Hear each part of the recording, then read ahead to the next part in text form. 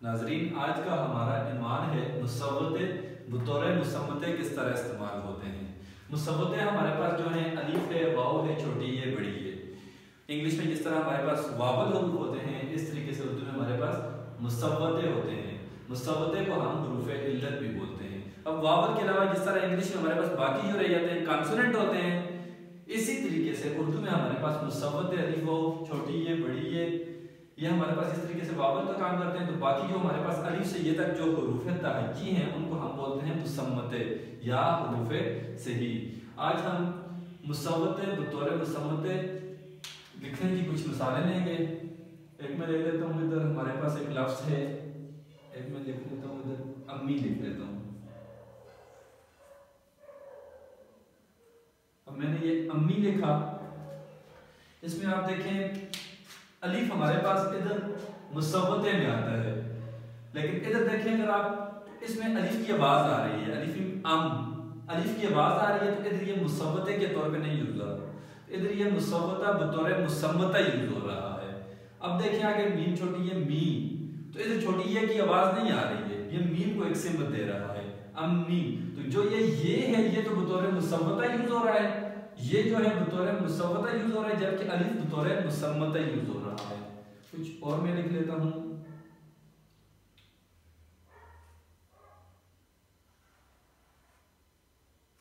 अब्बा।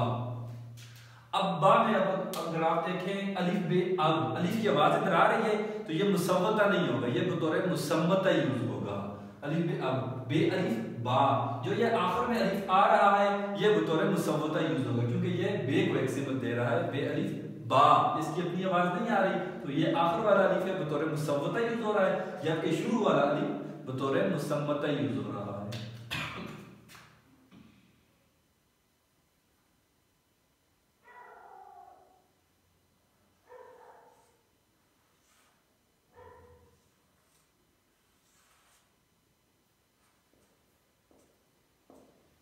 यखनी, अब इसमें देखें शुरू में ये जो ये है इसकी आवाज आ रही है, ये है यख, तो ये की आवाज आ रही है, तो ये मुसव्वता नहीं है, ये बतौर मुसम्मता यूज हो रहा है।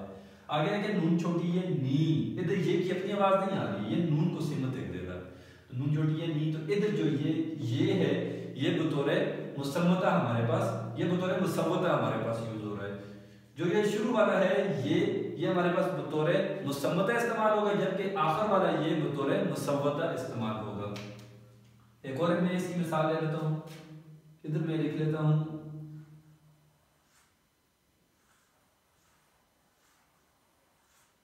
वजू।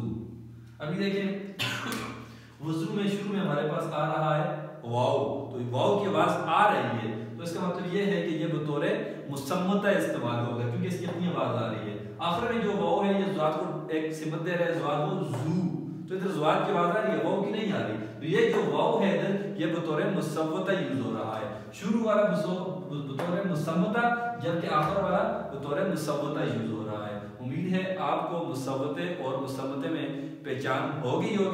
और आपको अगर आप आज की ये वीडियो पसंद आई है तो हमारे चैनल को लाइक करें, हमारे चैनल को सब्सक्राइब करें और हमारी इस वीडियो को लाइक करें। शुक्रिया।